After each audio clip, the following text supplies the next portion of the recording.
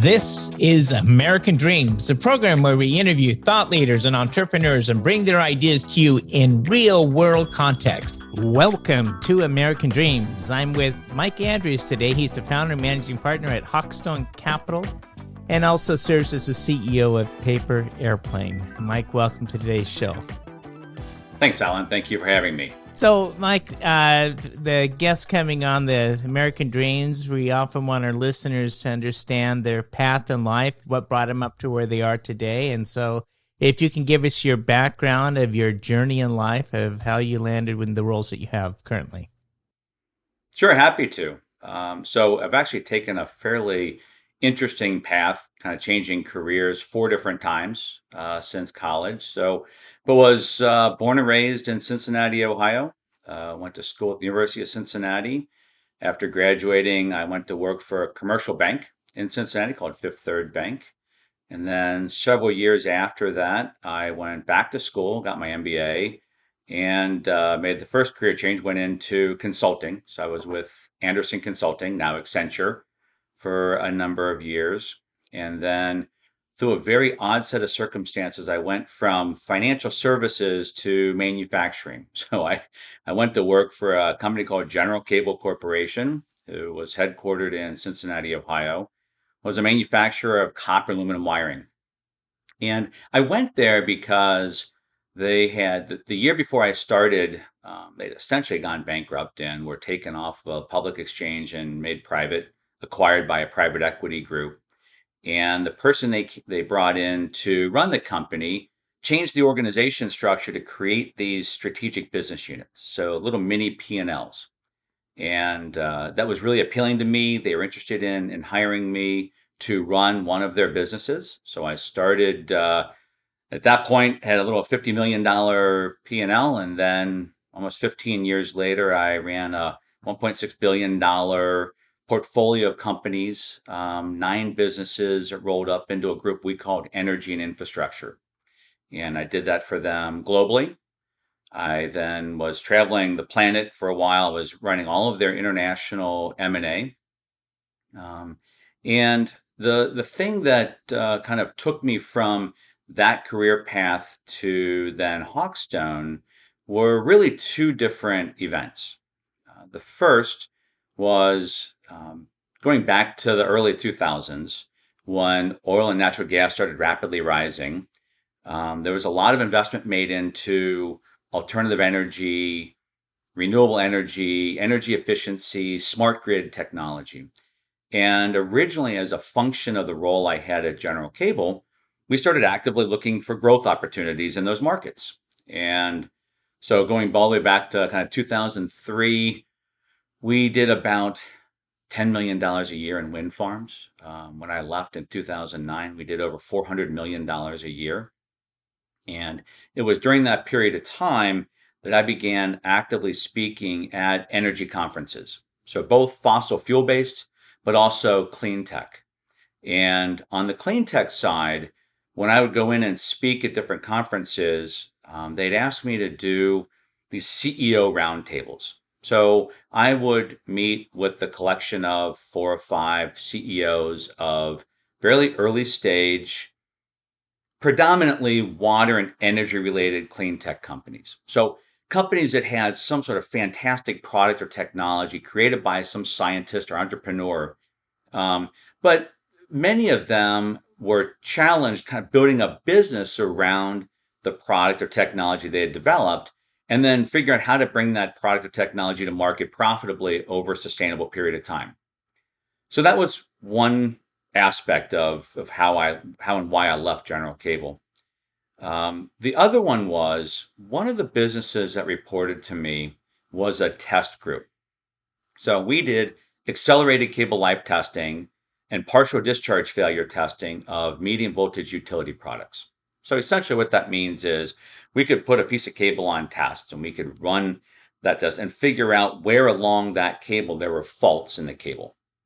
And what was happening is, utilities in most industry does preventative maintenance, right? So based on some schedule, some spreadsheet, it says, this is the time we should replace this asset. whether it's a motor or a roof or a piece of wiring cable, without really understanding how that cable or how that asset is performing, right? So, not using data to drive your decision making.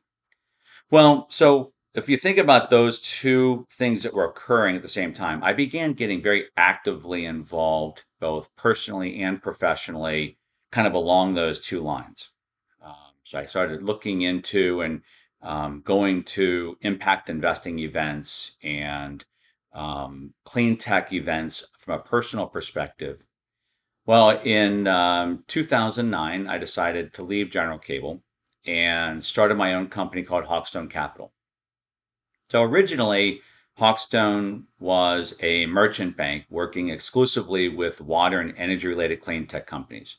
Going back to that CEO roundtable I talked about, where um, what we would do is I would invest some of my own money into an early stage company and then provide some sort of supporter role, whether it be a board role, an advisory role, sometimes it'd be interim CEO or president, and help that company kind of build the business, the processes, the manufacturing systems, the sales channels, and then how to bring that product to market profitably. So that's I did that for a number of years, and but during that time, in following this kind of parallel path, I remained very actively involved and interested in data-driven decision making, right? And in going back to the example I used of the utility product and the preventative maintenance versus predictive maintenance that they were doing. And when we would get products, so what would happen is utilities would do preventative maintenance. And when they'd replace that cable, they'd send samples back to us to test. And what we found was that a very large percentage of the product they were sending back to us was perfectly good cable, would have lasted decades longer, and that in aggregate as an industry, they were wasting millions, if not tens of millions of dollars in unnecessary capital expenditures because they didn't know how the cable was aging. And think about it, every asset ages differently, right? So from a utility wiring cable, it's the environment it's in, it's how hot the cable is run, it's the elements it's exposed to. And that applies to all large infrastructure assets.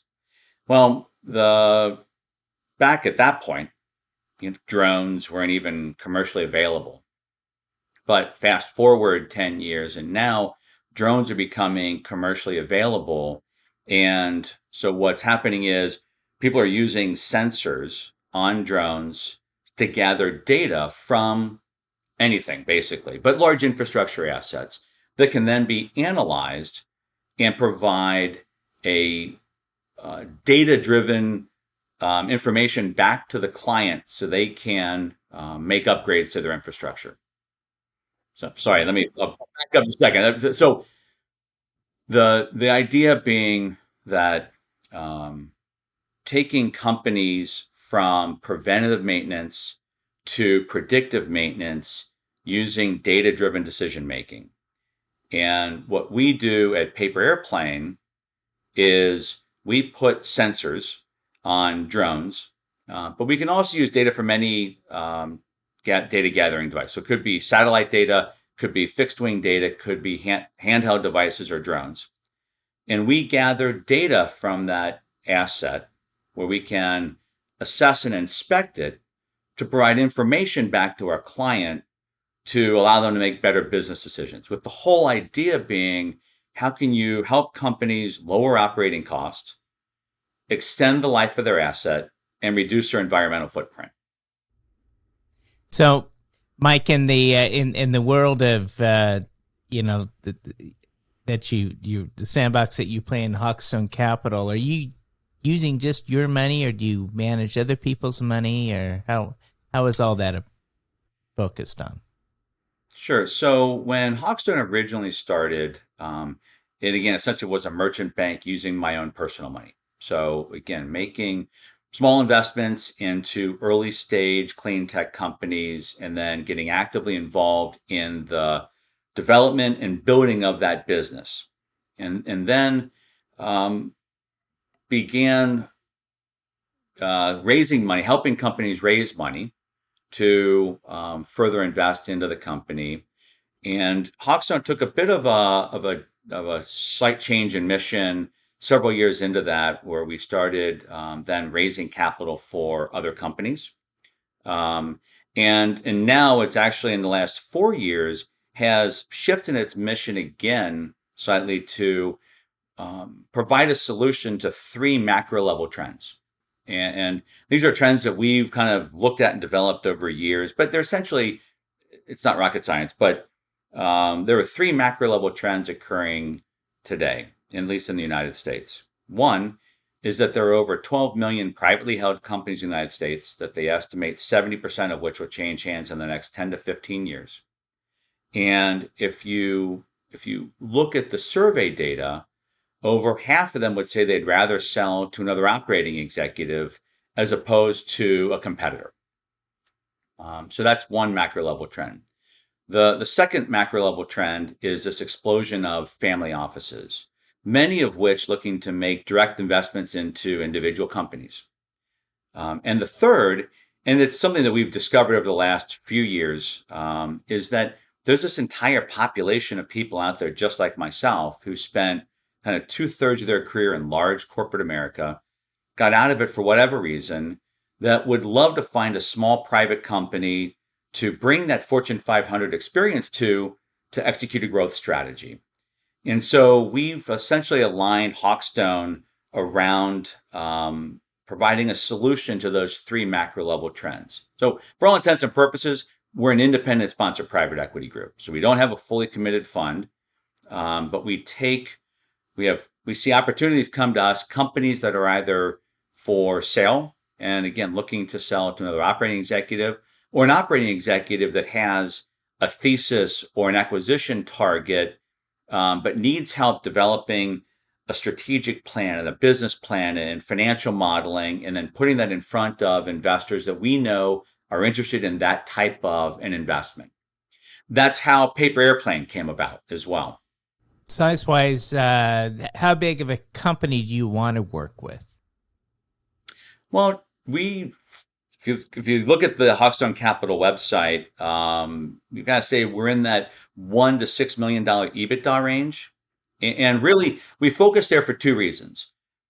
First and foremost, because that's the area where we found the owner of the business has a very stakeholder approach to selling the business. It's still small enough that not only do they know every person in the company, but they've hired every person in the company. And they tend to take more of a stakeholder view. So stakeholder being not just the highest price they can get for the business, but what's the impact going to be on the employees I hired, to my clients, to the community that they're in.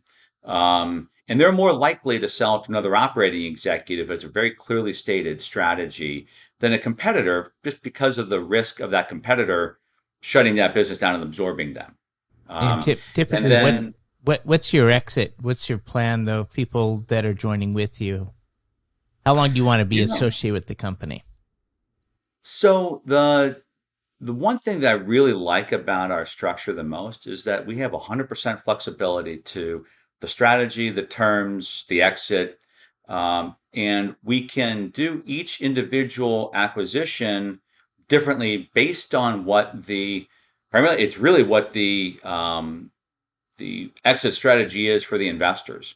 So, for example, whereas some private equity funds would look at a very standard kind of 5-year plus 2 1-year add-ons, and then they need to be out based on LP agreements or how they've raised capital. With family offices, there are some that will say, you know what, let's just wait for the right time to exit. There are some that say, we don't want to exit, we want to keep building this. And so we don't go into any opportunity with an exit strategy in mind. You're in a field with big data, AI. They're continuing to change the world, and then you added drones. Where do you see this industry going with the drones impacting the world in the future? For me personally, And I think so. There would be some people that might challenge this thought, but for me, drones are simply a mechanism for gathering data. So we're not going to ever become a manufacturer of drones. I think there are plenty of companies out there, large companies, that are developing drones.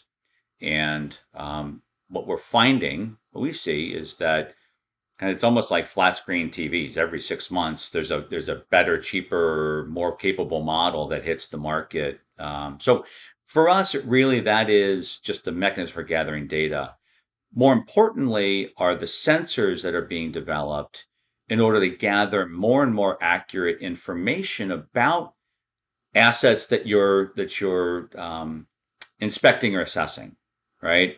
And we can mount different types of sensors on any kind of drone. And I would go so far as to even add to that there are plenty of companies out there developing processing software. So part of the whole idea is taking very unstructured data, structuring that data so you can then analyze it. Where we see the value and the way we sell to our clients is a solution-oriented approach. So we say, as we've talked about, we're not a manufacturer of drones, but we're an expert in what drones are available on the market and which one best serves our purpose for a specific project. We're not going to be a manufacturer of sensors. Again, plenty of sensor manufacturers out there, but we are experts on what sensors are available based on the project or our client's requirements. And we're even not even going to be a developer of software for processing, because again, there are several companies out there that do that. So the way we approach our client is say, if you want better information and you appreciate data-driven decision making to accomplish those three things I talked about, with lowering operating costs, extending the life of assets, and reducing your environmental footprint, then let us choose the best data gathering device. We have partners that do fixed wing data gathering, right? We have our own set of drones, we have our own set of pilots, but we also work with clients who have their own set of pilots, and we'll train them to make sure they're gathering the data properly to give us what we need to analyze. We'll use third-party processing software to kind of structure the data, but from there, the data analytics, the machine learning, the algorithms that are developed to identify anomalies or to show somebody information about that asset that helps them make a better business decision, that's where we spend our time and where we're focused.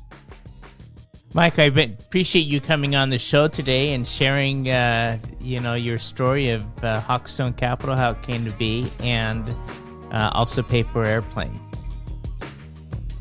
Alan, it was my pleasure. Thank you for having me on the show.